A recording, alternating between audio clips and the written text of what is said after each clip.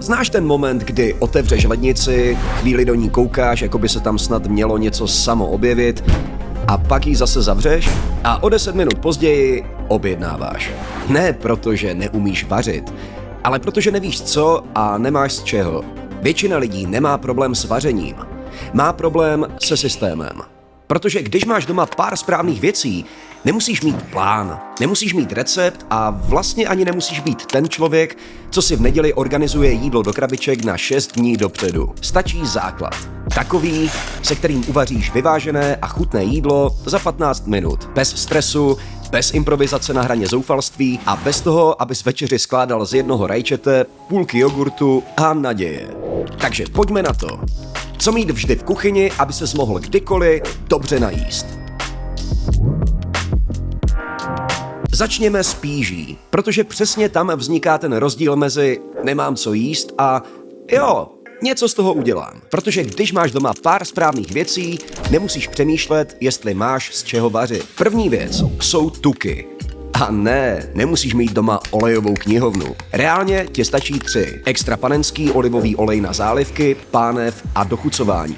Ghee na smažení a pečení při vyšších teplotách. A kokosový olej, pokud děláš něco do asijské kuchyně nebo třeba pečeš. S tímhle základem pokryješ naprostou většinu toho, co se v běžné kuchyni děje. Další základ. Suché přílohy a luštěniny. Tady se vyplatí být trochu nudný, protože nudný základ je přesně to, na čem stojí rychlé vaření. Rýže, těstoviny, čočka. Čočka je mimochodem jedna z nejvíc podceňovaných věcí vůbec. Je levná, výživná, rychlá a nepotřebuje kolem sebe žádné velké divadlo. Kilo čočky ti vystačí na několik jídel. A to za cenu, za kterou si dneska sotva koupíš něco k obědu na benzínce. Tahle sekce je tvůj budget základ. Není sexy, ale je extrémně funkční. Pak konzervy, sklenice a zavařovačky. Tohle je přesně ta část kuchyně, kterou oceníš ve dnech, kdy nechceš vařit, ale zároveň nechceš jíst jako člověk, co to definitivně vzdal. Cizrna ve sklenici, protože humus za pár minut, rychlý salát, curry nebo jen přihodit do pánve a hotovo. Konzervovaná rajčata.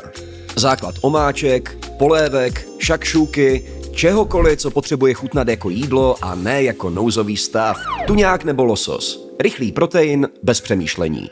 A stejně tak kvalitní konzervované maso. V podstatě hotový protein bez přípravy, který jen otevřeš a zapojíš do jídla. Přesně tohle je věc, která dělá rozdíl mezi něco si uvařím a objednám si, protože nemám z čeho doplnit bílkoviny. A taky cokoliv, co ti cpe babička, že letos zase zavařila. Další kategorie.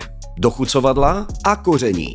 Tohle je část, kterou spousta lidí podceňuje. Pak mají jídlo uvařené správně, osolené správně a stejně to chutná trochu smutně.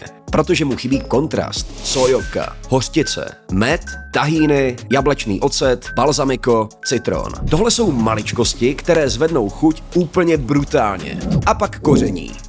Dobrá zpráva je, že opravdu nepotřebuješ mít doma 27 skleniček a pocit, že bez směsi z horního svahu severní Indie nemá tvoje kuchyň budoucnost. Stačí základ. Kvalitní sůl, pepř, kurkuma, čili vločky, z kořice a ze sušených bylinek tymián, oregano, majoránka a rozmarín. A samozřejmě taky čerstvé bylinky. Pak ořechová másla, arašídové, mandlové, lískové, podle toho, co máš rád. Většina lidí je pořád bere jen jako něco, co si namažeš na toast nebo lžičkou sníš ve chvíli slabosti, ale ve skutečnosti jsou mnohem praktičtější. Dáš je do smoothie, do kaše, do jogurtu, uděláš z nich rychlou zálivku, dochutíš s nimi ovesnou kaši, lívance, bowl nebo si je prostě dáš jen tak. Je to rychlá kombinace tuku, energie a podle typu i docela slušného množství bílkovin. A hlavně je to jedna z těch věcí, které doma prostě chceš mít, protože zachraňují snídaně i chvíle, kdy máš chuť na něco dobrého a nechceš skončit u sušenek. Hotovo! Tohle je většina běžného vaření. Teď lednice. Tady nejde o to mít ji plnou. Jde o to mít v ní správné věci. Na prvním místě vejce. Protože když máš vejce a cokoliv ze spíže, máš v zásadě vyřešeno. Omeleta, míchaná vejce, volské oko, na měkko, na tvrdo, na hniličku, pošírované, fritáta. Do rýžek čočce, na chleba nebo jakkoliv tě napadne. A to jsou jen samotná vejce. Jídel, kde jsou jednou ze surovin, je bezpočet. Jsou levná, rychlá a extrémně univerzální. A kupuj ideálně ty z volného výběhu. Poznáš to nejen na chuti. Pak zeleninový základ. Cibule, česnek, mrkev a řapíkatý celer. Tahle čtveřice startuje obrovské množství jídel. Polévky, omáčky, ragú, základy na pánev, pečené směsi. Prostě skoro všechno začíná tím, že něco z tohohle hodíš na tuk. A najednou to vypadá, že víš, co děláš. Citrony. Ideálně vždycky. Protože citron je jedna z nejpraktičtějších věcí, co můžeš mít v kuchyni. Do zálivky, do omáčky, na rybu, na zeleninu, na hotové jídlo. Jedna kapka a všechno je živější. Pak fermentované věci. Kysané zelí, kimči nebo kvašáky. Tady dostáváš chuť, kyselost, umami a navíc něco, co jídlo okamžitě oživí. A nakonec tvrdý sýr, parmezán nebo pecorino. Protože to je umami bomba, která vydrží měsíce a zachraňuje těstoviny, polévku, zeleninu i situace, kdy jídlu něco chybí, ale ty přesně nevíš co. A mimochodem, kůrku nevyhazuj, hodí do polévky nebo omáčky. To je přesně ten typ kuchyňského tahu, díky kterému najednou působíš zkušeněji, než se ve skutečnosti cítíš. Dalším zachráncem jsou chili vločky. Jedna špetka a nudná rýže, těstoviny nebo zelenina najednou ožijí. Ne proto, že všechno musí pálit, ale protože trocha hýtu dělá chuť zajímavější. Pak ořechy a semínka, protože textura je strašně důležitá a doma se na ní často zapomíná. Křupnutí udělá víc, než si většina lidí myslí. A teď to nejdůležitější. Tohle není nákupní seznam na jeden heroický nákup, po kterém budeš mít pocit, že ses stal jiným člověkem.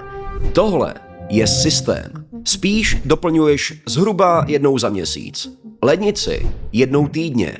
Dochucovadla a některé základy jednou za 2 až 3 měsíce. A celý princip je vlastně jednoduchý. Vždycky máš doma nějakou přílohu. Třeba rýži, těstoviny nebo čočku. K tomu nějaký protein. Vejce, tuňák, konzervované maso, jogurt, podle situace. A pak chuť, tuk, koření, kyselina, něco navrch. Příloha plus protein plus chuť. A z těchto 3 věcí složíš nekonečně jídel, aniž bys musel složitě přemýšlet, co dneska vařit. Právě tohle je ten rozdíl. Nevaříš z receptu, vaříš ze systému.